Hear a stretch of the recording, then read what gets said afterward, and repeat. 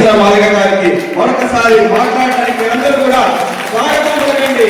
గట్టిగా గట్టిగా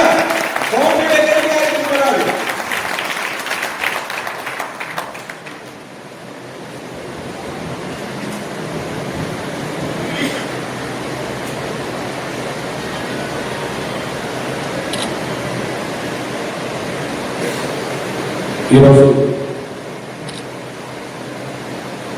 నల్గొండ పట్టణంలో జరుగుతున్న దళిత క్రైస్తవ పాస్టర్ల పెద్దల రౌండ్ టేబుల్ సమావేశానికి అధ్యక్షత వహించిన సోదరులు డేవిడ్ రాజు గారికి, ఈ సభలో ప్రత్యేక ఆహ్వానితులుగా వచ్చిన ఆంధ్రప్రదేశ్ మాజీ మంత్రివర్యులు సోదరులు రావి వెంకటేశ్వర గారికి, తమ్ముడు గద్దపాటి విజయరాజ్, ఆంధ్రప్రదేశ్ నుంచి మాలమోహన్ అధ్యక్షుడిగా వచ్చిన సోదరులు మంగరాజ్, ఇంకా వేదిక మీద నిలబడే పెద్దలు కృష్ణప్ప, నాథనీల్, సామీల్, ఆను, బిషప్ సమర్పణ, దేవసాయం, దుర్గం ప్రభాకర్, ఎలిషారావు, శ్రీను, శాంతికుమార్, ఇంకా వేదిక మీద ఉండబడే వివిధ నియోజకవర్గాల్లో వచ్చిన పాస్టర్స్ మరియు ఫెలోషిప్కి సంబంధించిన అధ్యక్షులు పెద్దలందరికీ, ముఖ్యంగా సోదరి మనందరికీ, ఇంతమంది మనం వేదిక మీద ఉన్నాం కానీ ఒక మహిళల నుంచి ఒకరు ఇద్దరు పిలుచుకోలేకపోవడం బాధ. వాళ్ళకు కూడా మనం గౌరవస్థానం ఇవ్వాలి. భవిష్యత్తులో కొద్దిగా లోటు భర్తీ ఆశిస్తున్నాను. మన పక్కన కూర్చొని పెట్టుకుంటే వాళ్ళు మన సోదరులు ఉంటారు, వాళ్ళని కూడా గౌరవించుకున్నట్టు అవుతుంది, వాళ్ళ ప్రాతినిధ్యం మనకు ఇచ్చినట్టు. మీరు గమనించాలి, ప్రభుత్వంలో అసమానతలు ఉన్నాయని చెప్పి సమాజం భావిస్తుంది. ఇప్పుడు వాళ్ళు అంటున్నదని ప్రకారం క్రైస్తవులలో సమానత్వం ఉన్నదని చెప్తుంటారు. కానీ హిందుత్వ పార్టీలోనూ మహిళా పెళ్లి తీసుకొచ్చి సమానత్వం చేస్తుంటే, సమానత్వం వల్ల మనము మహిళల్ని వేదిక మీద కూడా రానివ్వలేదు. మహిళా పెళ్లి తీసుకొస్తారు సమానత్వం చేసి. అసమానతలు ఉన్నాయని అనుకున్న చోటును సమానత్వం అయి వెళ్తుంటే, సమానత్వం ఉన్నదని చెప్తున్న కాను అసమానతలు చాలా పతాక స్థాయిలో ఉన్నాయి. వాళ్ళు ఎక్కడో ఉన్నాయి, మనందరూ లేదు. దయచేసి వాళ్ళకు కూడా మనం గౌరవిద్దాం, వాళ్ళు మన వాళ్ళు. ఈ వేదికలో ఉండబడే పెద్దలందరికీ, సోదరులందరికీ, సభలో ఉన్న మీ అందరికీ, పాత్రికేయ మిత్రులు, సోషల్ మీడియా, ఎలక్ట్రానిక్ మీడియా మిత్రులందరికీ నా ఉద్యమం అవసరం.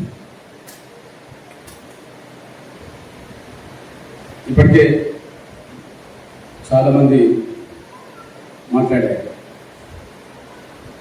వాస్తవానికి ఇంకొక 10 మంది మాట్లాడినా వినడానికి నేను సిద్ధంగా ఉన్నా, కానీ మీరే సిద్ధంగా లేదు.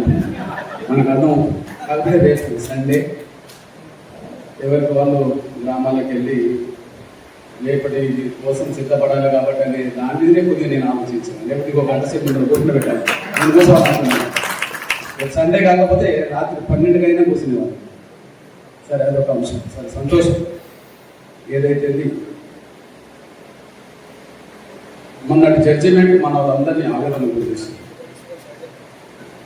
సుప్రీంకోర్టు ఇచ్చిన ఏదైతే ఆనంద్ పాస్టర్ మీద ఇచ్చిన జడ్జిమెంట్ ఏదైతే మనందరినీ ఆవేదన గురిచేసింది.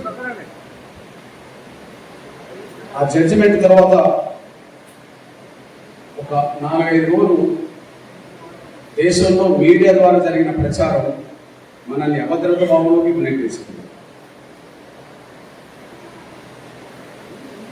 జడ్జిమెంట్ మనకు ఆవేదన గురి చేసింది. జడ్జిమెంట్ ద్వారా వచ్చిన ప్రచారం ఏదైతే ఉన్నదో, ముఖ్యంగా దేశంలో ఎలక్ట్రానిక్ మీడియాలో జరిగిన చర్చలు ఏవైతే ఉన్నాయో మనల్ని అభద్రత భావంలోకి నెట్టేసింది. ఎంత అభద్రత భావంలోకి నెట్టేసింది అంటే, ధైర్యంగా ఒక చర్చిలో ధైర్యంగా చర్చిని నిర్వహించుకోవడానికి కూడా భయపడే అంత అభద్రత భావంలోకి మనల్ని నిర్దేశించింది. ఈ విషయం వాస్తవం. ఇంత అభద్రత భావం మనలో పెరగడానికి జడ్జిమెంటే కారణం, ప్రచారమే కారణం. కానీ జడ్జిమెంట్ రావడానికి మాత్రం ఆర్డర్ కారణం. జడ్జిమెంట్ రావడానికి మాత్రం రాష్ట్రపతి 1950 ఆగస్టు 10 ఇచ్చిన ఏదైతే ఆర్డర్ ఉందో ఆర్డరే కారణం. వాస్తవానికి ఆర్డర్ మీద లోతైన విశ్లేషణ చేస్తే ఆర్డర్ కూడా తప్పని జడ్జిమెంట్ ఇవ్వడానికి అవకాశం ఉంది. కానీ లోతైన విశ్లేషణకి వెళ్లకుండా ఆర్డర్ మీదనే జడ్జిమెంట్ వచ్చింది. ఇంకా లోతైన విశ్లేషణ కోసం మెయిన్ కేసు సుప్రీంకోర్టులో పెండింగ్ లో ఉంది.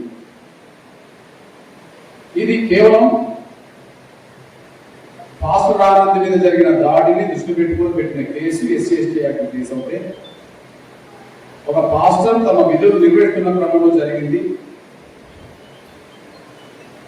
నువ్వు బీసీసీకి వర్తించవు కాబట్టి నీకు ఎస్సీ ఎస్టీ యాక్ట్ వర్తించదు, కేసు పెట్టే అధికారం మీకు లేదని చెప్పి దాని మీద వచ్చిన జడ్జిమెంట్ మనం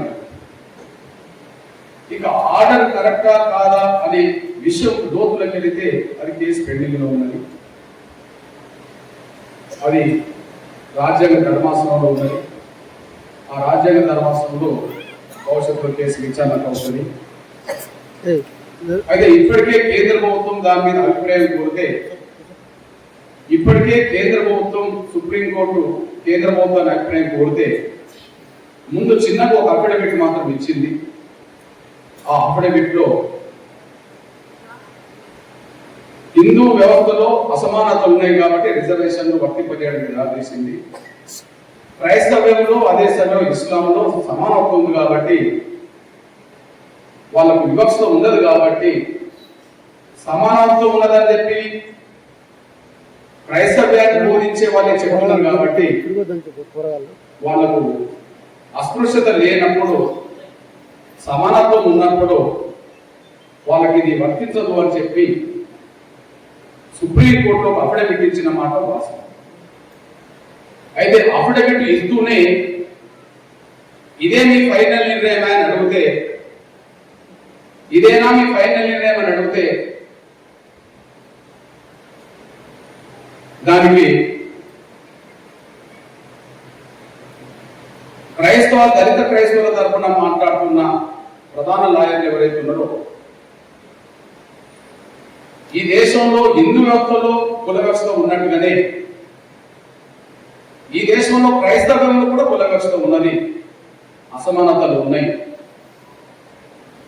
భారతదేశ బార్డర్ వల్ల క్రైస్తవంలో సమానత్వం ఉండవచ్చు, కానీ ఈ దేశంలో కుల వ్యవస్థ ఉండడం వల్ల కుల వ్యవస్థ ఈ క్రైస్తవంలో కూడా వచ్చింది ఉన్నది. వాటి కుల వ్యవస్థ ఉన్న ప్రతి చోట ఏ మతం మారినా కూడా వాళ్ళని కుల వ్యవస్థ వెంటాడుతున్నది, వ్యవస్థ కొనసాగుతున్నది. కాబట్టి ఇదే నిర్ధారణ కమిషన్ చేసింది. కాబట్టి 1955లో వేసిన కాలేకర్ కమిషన్ నుంచి మొదలుకుంటే మొన్న యూపీఏ ప్రభుత్వం వేసిన జస్టిస్ రంగనాథ్ మిశ్రా కమిషన్ వరకు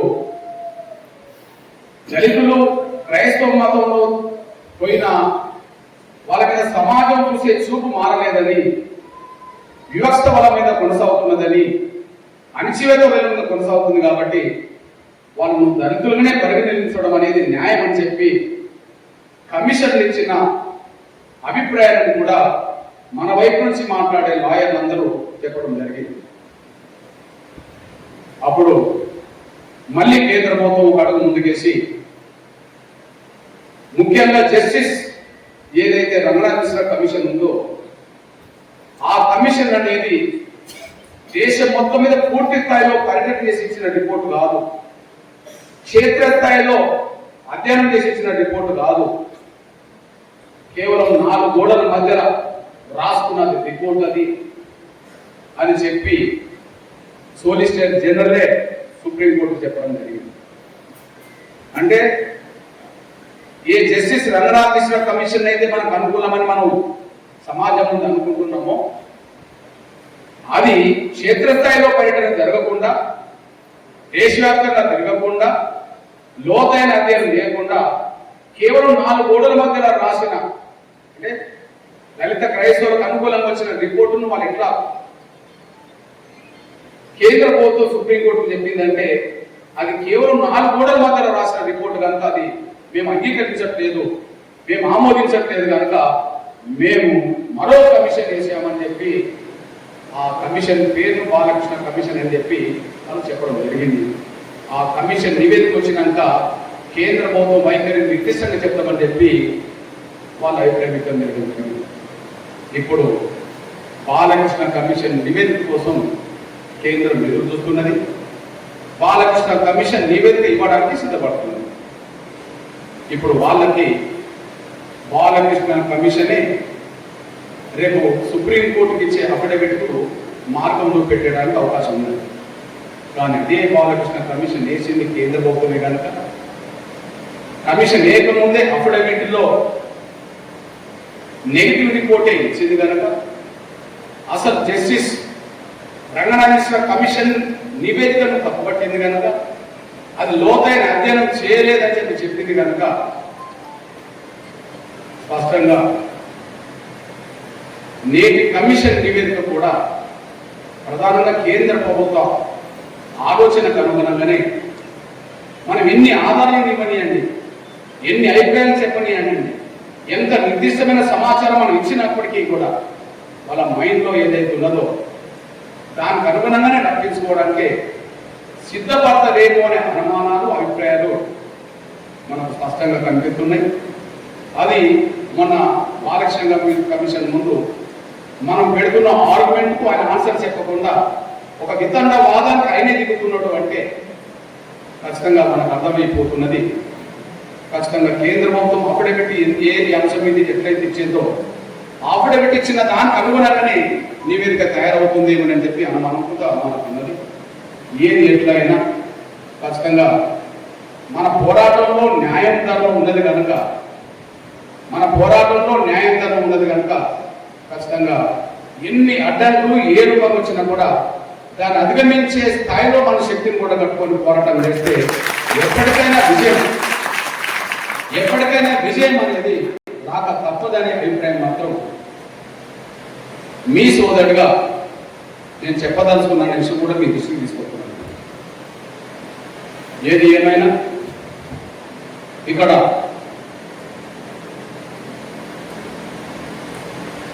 మీ సోదరుడిగా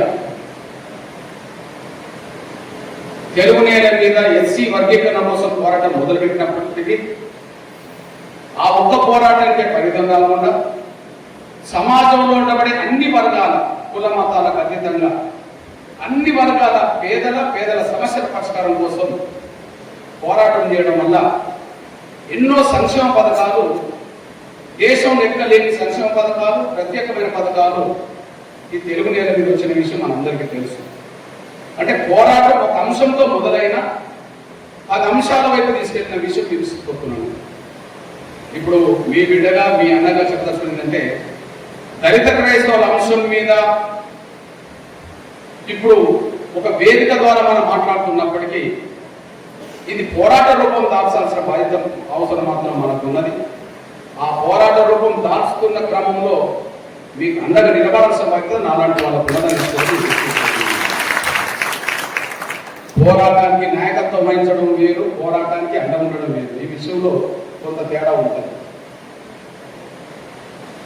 పోరాటానికి నాయకత్వం వహించడం వేరు, పోరాటానికి అండ ఉండడం వేరు. నేను ఇక్కడ మీకు చెప్పదలుచుకుంది అంటే పోరాటానికి అండగా ఉంటామని చెప్పదలుచుకుంది. పోరాటానికి అండగా ఉంటామని చెప్పదు. ఏ స్థాయిలో అండ ఉంటామంటే ఎవరు అందించనంత కీలకమైన పాత్ర పోషించడానికి అండగా ఉండాలి. ఈ దేశంలో ఏ సంఘం, ఏ పార్టీ, ఏ సంస్థ అందించనంత క్రియాశీలకమైన పాత్ర పోషించడానికి కావాల్సిన శక్తిని ఇవ్వడానికి సిద్ధపడాలి. కానీ పోరాటానికి నాయకత్వం వహించాల్సింది పాస్టర్లు అవుతారు అనే విషయం మీరు మర్చిపోతారు. సగం ఇప్పుడు అర్థం చేసుకున్నాను మీ మీద ఎంత బాధ్యత ఉందని. అంటే మీరు కేవలం నా వైపు మీరు నన్ను చూసుకోలేరు కానీ నేను అంత మీ వైపే చూస్తున్నా. మీరు నా వైపు చూస్తున్నారు, కానీ నేను మీ వైపు చూస్తున్నా. శక్తి నా ఒక్కడిలో లేదు, శక్తి మీ అందరిలో ఉన్నదనేసి కూడా మీ దృష్టిని తీసుకొస్తున్నాను. అది మాత్రం మీరు మర్చిపోవద్దని కూడా నేను సవినంగా విజ్ఞప్తి చేస్తున్నాను. పోరాటానికి అండగుండే బాధ్యత క్రియాశీలంగా తీసుకుంటాం.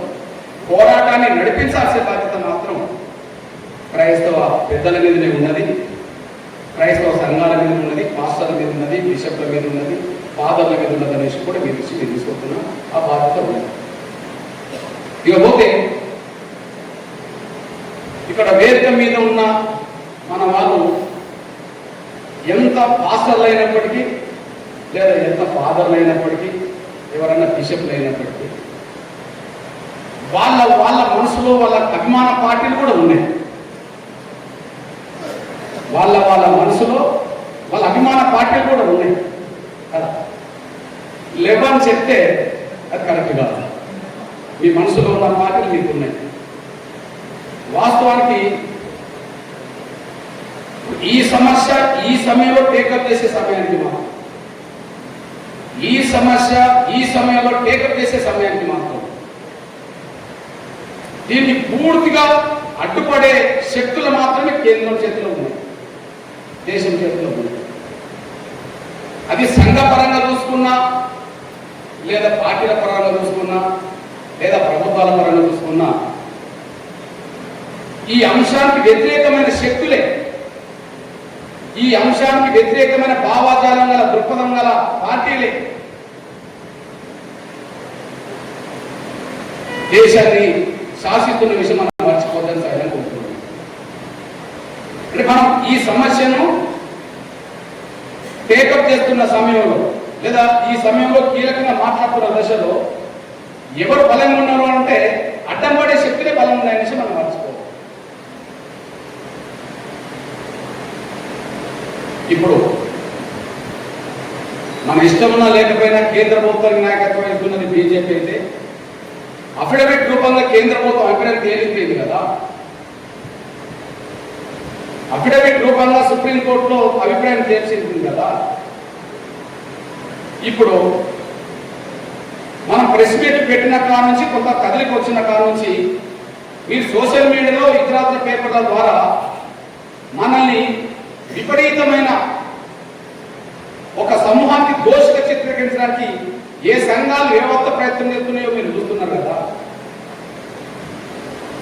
ఆ సంఘాలే ఈ దేశాన్ని నడిపించే శక్తులుగా ఉన్నాయి కదా. పార్టీల రూపంగా కేంద్ర ప్రభుత్వం నడుపుతున్న నాయకత్వమే అఫిడవిట్ ఇచ్చేసింది. ఇక వాదనకు వ్యతిరేకంగా వాదన చేస్తున్నది ఏ వ్యవస్థలు అయితే విశ్వాసానికి సంబంధించిన సంఘాలు ఉన్నాయో ఆ సంఘాలన్నీ మనలాంటి వాళ్ళను దోషులు నిలబెట్టడానికి ప్రయత్నం చేయబోతున్నాయి. అంటే మనం లక్ష్య సాధన కోసం ఒక అడుగు ముందుకేయకముందే 100 అడుగులు అడ్డుపడడానికి సిద్ధంగా ఉన్నాయి. 100 అడుగులు ముందుకేసి ఇది మన కళ్ళ ముందు కనిపిస్తున్న నీకు చెప్పి కానీ వాస్తవానికి ఈ సమస్య ఈ స్థాయిలో జటిలం కావడానికి ముందు పరిపాలించడం లేదు. ఈ సమస్య జటిలం కావడానికి, లేదా ఆర్డర్ అనే ఒక కత్తి మనం మెడ మీద వేలాడడానికి 1950 ఆగస్టు 10న వచ్చిన ఆర్డర్ మన దేశంలో కూడా దళిత క్రైస్తవుల మెడ మీద కత్తిలా వేలాడడానికి కారణం నాటి పాలకులే కారణం. ఈనాడు అడ్డుకునే వాళ్లకు, అడ్డుకునే దృక్పథం వాళ్లకు దేశంలో ఎంత శక్తి ఉన్నదో ప్రారంభంలో ఈ దేశాన్ని పరిపాలించిన వాళ్ళకు అంతే శక్తి ఉన్నది, అంతకంటే ఎక్కువ శక్తి ఉన్నది, అంతకంటే ఎక్కువ శక్తి ఉన్నది. స్వాతంత్రం వచ్చిన కొత్తలో లేదా ఒక 3 దశాబ్దాల పాటు ఈ దేశాన్ని ఏకఛత్రాధిపత్యంగా పరిపాలించింది మనం చెప్పుకుంటే కాంగ్రెసే కదా. దేశంలో అన్ని ప్రభుత్వాలు, రాష్ట్ర ప్రభుత్వాలు అన్ని కాంగ్రెసే కదా. కేంద్ర ప్రభుత్వానికి ఎదురులేనంత శక్తి ఉన్నది కదా. ఒకనొక సమయంలో 400 పార్లమెంట్ సీట్లు దాటిన రాజీవ్ గాంధీ పరిపాలించిన రోజులు ఉన్నాయి కదా.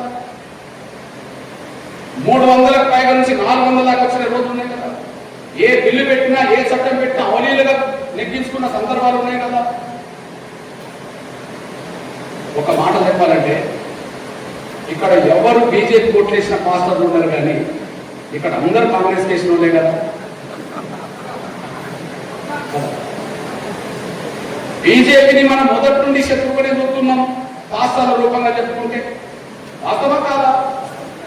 కారణాలు ఏమైనా కానీ నేను వర్గీకరణ అంశం మీద రాహుల్ గాంధీని కలిశాను, సోనియా గాంధీని కలిశాను, మన్మోహన్ సింగ్ కలిశాను. వాళ్ళతో ఇదే ఉమ్మడి నల్గొండ జిల్లాలో రాహుల్ గాంధీతో నేను వేదిక పంచుకున్నాను, వాళ్ళకి మద్దతు ఇచ్చాను. వాళ్ళు చేయని సమయంలో కేంద్ర ప్రభుత్వాన్ని నాయకత్వం ఇచ్చే గౌరవ నరేంద్ర మోడీ గారి దగ్గరికి వెళ్ళాల్సి వచ్చింది, ఆయన సభకు ఇవ్వాల్సి వచ్చింది, వాళ్ళకి అండగా నిలబడాల్సి వచ్చింది. నేను వర్గీకరణ లక్ష్య సాధన కోసం అన్ని పార్టీలు కలుసుకున్నట్టుగానే నరేంద్ర మోడీ గారిని కలుసుకున్నాం, రాహుల్ గాంధీని కలుసుకున్నాం, మన్మోహన్ సింగ్ కలుసుకున్నాం. ఎవరిని కలుసుకున్నా నా కండువ మారేది లేదు, భవిష్యత్తులో మారేది కూడా లేదు. ఎవరిని కలుసుకున్నా సమస్య పరిష్కారం కోసం 30 ఏళ్లలో నా కండువ మారింది లేదు, భవిష్యత్తులో మారేది కూడా లేదు. మీకు డౌటే లేదు, అవసరం లేదు. కానీ చెప్పదలుచుకున్నది ఏంటంటే నిజంగా ఏ వర్గం మీద లేనంత మతం మార్చుకుంటే నీ రైట్ పోతే అని చెప్పి ఏ వర్గం మీద లేని ఆర్డర్ కత్తి ఒక దళితుల మీద పెట్టింది నిజమే కదా. ఒకవైపు భారత రాజ్యాంగ నిర్మాత ఆర్టికల్ 25 ద్వారా మత స్వేచ్ఛ ఇచ్చింది కదా దేశ పౌరులందరికీ. భారత రాజ్యాంగ నిర్మాత ఆర్టికల్ 14, 15, 16లో మతపరమైన, లింగపరమైన, ప్రాంతీయపరమైన, జాతులపరమైన వివక్షత కేంద్రం రాష్ట్రం చూపెట్టదని చెప్పి స్పష్టంగా చెప్పింది కదా. ఇంత నిర్దిష్టంగా రాజ్యాంగంలో ఉండగా అది రాజ్యాంగంలో మత స్వేచ్ఛ అందరికి ఉండగా ఆ రాజ్యాంగం అమల్లోకి వచ్చింది 50లో జనవరి 26 అయినప్పుడు. ఆ రాజ్యాంగం లేని ఆర్డరే కదా రాష్ట్రపతి ఇచ్చింది.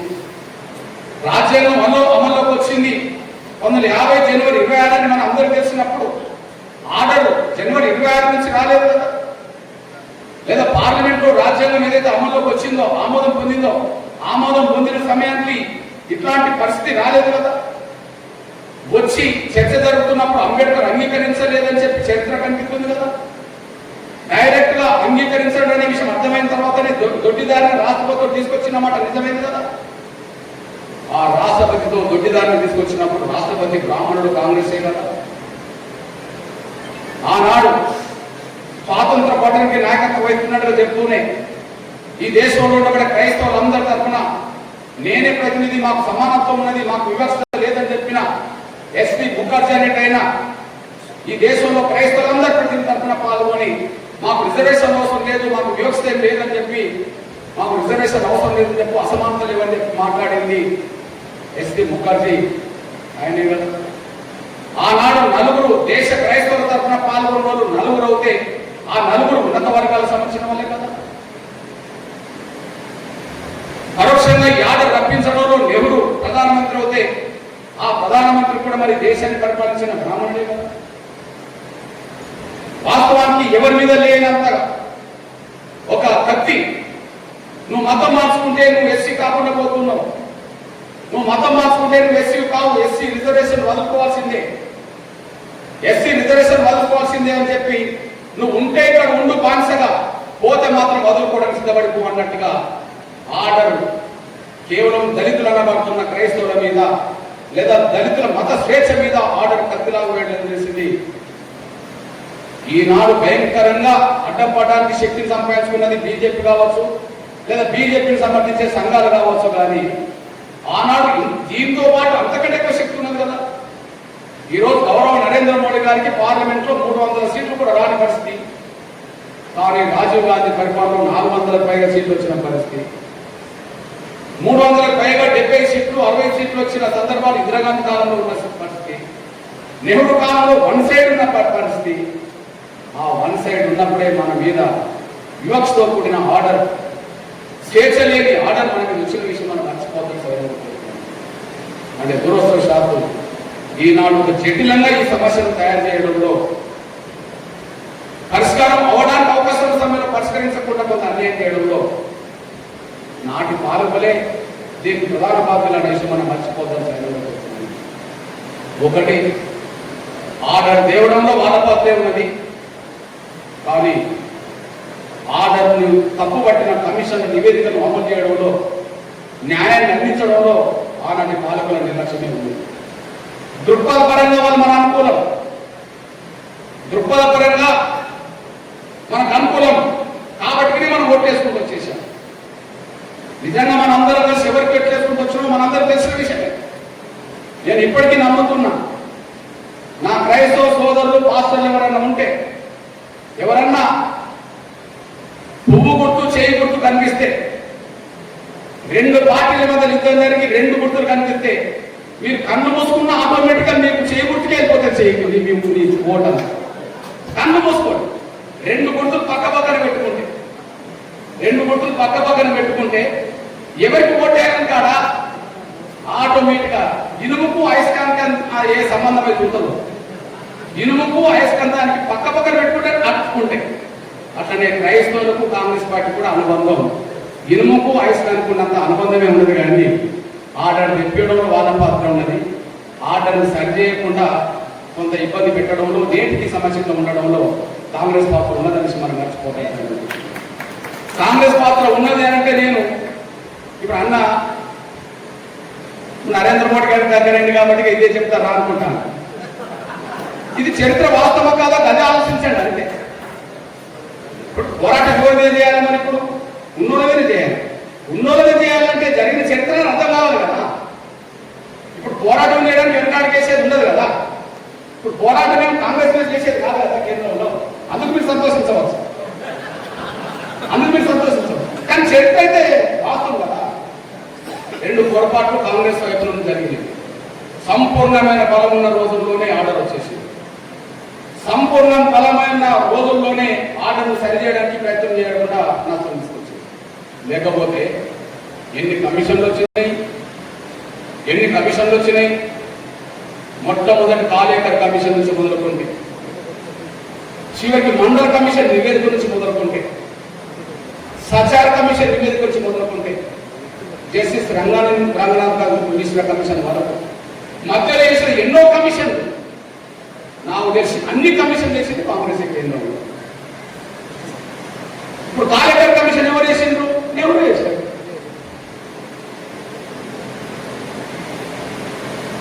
మండల కమిషన్ ఏమన్నా జనతా పార్టీ వేసిందా? కాంగ్రెస్ వేసింది. సచార్ కమిషన్ ఎవరు వేసిండ్రు? కాంగ్రెస్ వేసింది.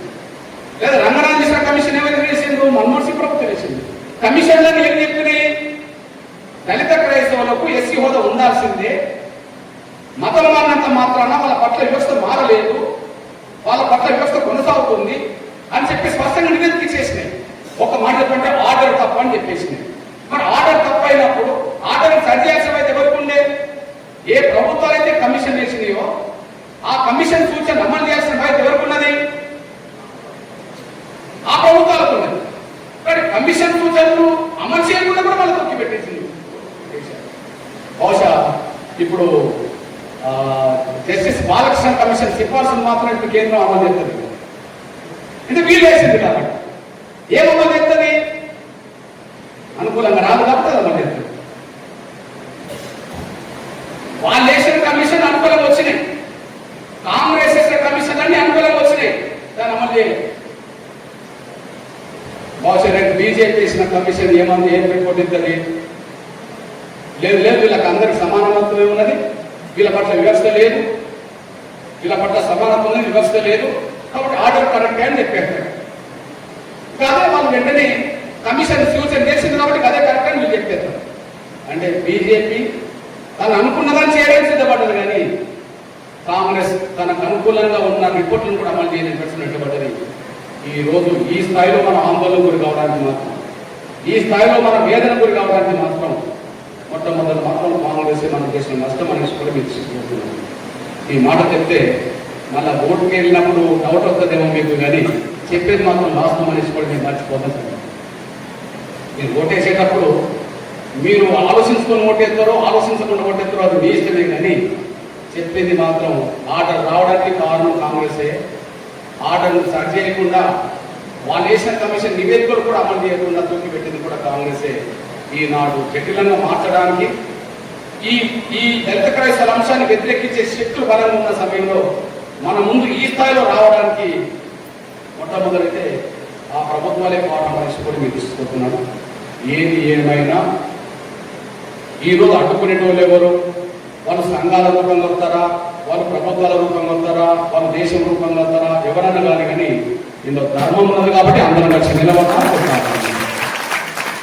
ఇందులో ధర్మం న్యాయం ఉన్నది కాబట్టి కొట్లాడాలి. ఇప్పుడు ఎవరి మీద కొట్లాడాలి? ముందు చెప్పాలి తమ్ముడా, ఎవరు కొట్లాడాలి? ఖచ్చితంగా కేంద్రం మీద యుద్ధం చేయడానికి వెనకాడం అనేసి కూడా మీరు తీసుకుంటుంది. న్యాయం ఉంది కదా, న్యాయం ధర్మం ఉంది అంతే. న్యాయం ధర్మం కోసం ఎవరితోనే కొట్లాడాలి.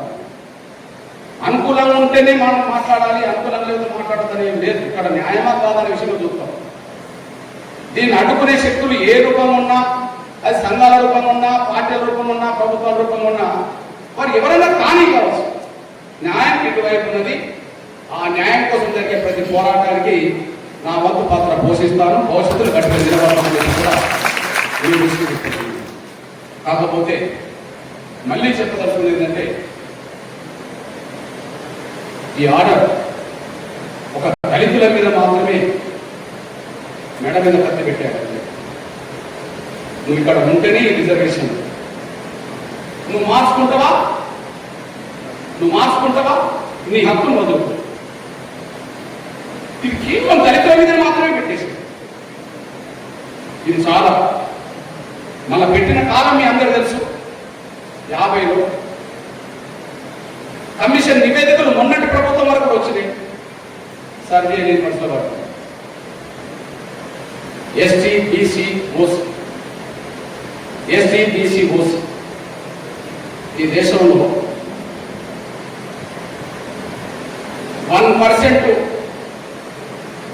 ఎస్టీలకు రిజర్వేషన్ ఉన్న రాష్ట్రం తమిళనాడు.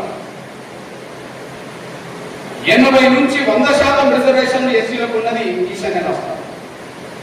మనకి ఇక్కడ 10% ఉన్నది. రెండు తెలుగు రాష్ట్రాల్లో. ఇక్కడ మాత్రం మనం 10% ఉన్నది తెలంగాణలో. 1% ఎక్కడ ఉన్నది? తమిళనాడు. ఇక్కడ ఎంత శాతం ఉన్నది? 10% ఉన్నది. కానీ ఈశాన్య రాష్ట్రాలకు వెళ్తే 30, 40, 50, 80, 100% రిజర్వేషన్ ఉంది. 1% ఉన్న తమిళనాడులో ఎస్టీలు క్రైస్తవులు ఉన్నారు, హిందువులు ఉన్నారు, వాళ్ళు బౌద్ధంలో ఉన్నారు, వాళ్ళు ముస్లింలు కూడా ఉన్నారు. వాళ్ళకి ఆర్డర్ వర్తించట్లేదు. 100% ఉన్న ఈశాన్య రాష్ట్రాల్లో 80% ఉన్నప్పుడు ఈశాన్య రాష్ట్రాల్లో వాళ్ళు క్రైస్తవులో ఉన్నారు, వాళ్ళు హిందువులో ఉన్నారు, వాళ్ళు మైనార్టీ ముస్లింలో ఉన్నారు, వాళ్ళు బౌద్ధంలో ఉన్నారు. వాళ్ళకి ఆర్డర్ వర్తించారు. అంటే పాత రాజ్యాంగం ఈ ఆర్టికల్ 25 ఉన్నదో, మత స్వేచ్ఛ ఏదైతున్నదో, ఎస్సీలకు 100% మత స్వేచ్ఛ అమల్లోకి వచ్చేసింది. ఇలా స్పష్టంగా మనకు కనపడి కనిపిస్తుంది. ఈ దేశంలో ఇప్పుడు మనం తెలంగాణ రాష్ట్రంలో ఉంటే, తెలంగాణ రాష్ట్రంలో బీసీ కులాల లిస్టు ఉన్నది. దేశవ్యాప్తంగా బీసీ కులాల లిస్టు ఇక్కడ ఉన్నది. దేశవ్యాప్తంగా బీసీ కులాల లిస్టు ఉన్నది. ఈ తెలంగాణలో ABCDE వరకు ఇప్పుడు మనకు తెలంగాణలో రిజర్వేషన్ ఉంది. బీసీ ఏ గ్రూప్ లో బీసీ కులాలు ఉంటే అందులో బీసీ కులాల్లో ఏ గ్రూప్ లో ఉన్న బీసీ కులాల్లో క్రైస్తవులు లేరా? బీసీ కులాల్లో ఉండబడే ఏ గ్రూప్ లో ముస్లింలు లేరా? ఈ గ్రూప్ లో హిందువులు, క్రైస్తవులు, ముస్లింలు లేరా? ఈ గ్రూప్ మొత్తం ముస్లిం లెక్క ఉన్నది. ఈ గ్రూప్ మొత్తం ముస్లిం లెక్క ఉన్నది. ఏ గ్రూప్ లో అన్ని మతాల వాళ్ళు ఉన్నారు, బి గ్రూప్ లో అన్ని మతాల వాళ్ళు ఉన్నారు, డి గ్రూప్ లో అన్ని మతాల వాళ్ళు ఉన్నారు. కానీ వాళ్లకు ఈ ఆర్డర్ వర్తించదు. 1950 ఆగస్టు 10 ఆర్డర్ వర్తించదు. మత స్వేచ్ఛ ఈ దేశంలో ఉండబడే బీసీలందరికీ ఉన్నది. మత స్వేచ్ఛ ఈ దేశంలో ఉండబడే ఎస్సీలందరికీ ఉన్నది. 1% ఉంటే 100% రిజర్వేషన్ అమలు జరుగుతున్న రాష్ట్రాలు ఉంటే వాళ్ళకు మత స్వేచ్ఛ ఉన్నది. తెలంగాణ నుంచి మొదలుకుంటే దేశవ్యాప్తంగా ఏ రాష్ట్రంలో ఓబీసీలు ఉన్నా, అక్కడ ఎంబీసీలు ఉన్నా, అక్కడ ఎన్ని మతాల విశ్వాసాలకు సంబంధించిన ప్రజలున్నా వాళ్ళకు రిజర్వేషన్లు ఆ ఓబీసీ పేరుతో, ఎంబీసీ పేరుతో వచ్చే రిజర్వేషన్లు ఆటోమేటిక్ వర్తిస్తున్నాయి. వాళ్ళ సామాజిక గుర్తింపు ఎలాంటిది రద్దు కాలే. ఇక పోతే ఈ దేశంలో ముఖ్యంగా మన తెలుగు రాష్ట్రాల్లో ఈడబ్ల్యూఎస్ రిజర్వేషన్లు ఉన్నాయి. ఈడబ్ల్యూఎస్ రిజర్వేషన్లో దాదాపు 311 కులాలు వచ్చింది. మనం అగ్ర కులాలంటే లిస్టు పరంగా మనకు ఎక్కువ కొట్టుకొచ్చేది బ్రాహ్మణులు, లేదా రెడ్లు, వైశ్యులు, కమ్మ, వెలమ, ఇట్లా ఒక 5-6 కులాలు స్పష్టంగా మనం చెప్పుకుంటాం. కానీ ఈ లిస్టులో చూస్తే మనకు తెలియని కులాలుగా లిస్టులు ఉన్న వాళ్ళు 300కు పైగా ఉన్నారు. ఈ 300కు పైగా ఉండబడే కులాల్లో ప్రత్యేకంగా కులం పేరు లేకుండానే మత విశ్వాసాలకు సంబంధించిన గుర్తులు కూడా ఉన్నాయి. ఉదాహరణకు ఒక క్రమ సంఖ్య ఉంటుంది. బుద్ధిస్ట్ 311 కులాల్లో 49 క్రమ సంఖ్య ఓసీ, అది బుద్ధిస్ట్. బుద్ధిస్ట్ అంటే అర్థం ఏంటిది? ఈ మొత్తం షెడ్యూల్ కులాలు, ఈ మొత్తం ఓసీ కులాల్లో ఎవరు బౌద్ధ మతం తీసుకున్నా కూడా వాళ్ళ కులం పేరు రాసుకొని వాళ్ళ క్రమ సంఖ్య బుద్ధిస్ట్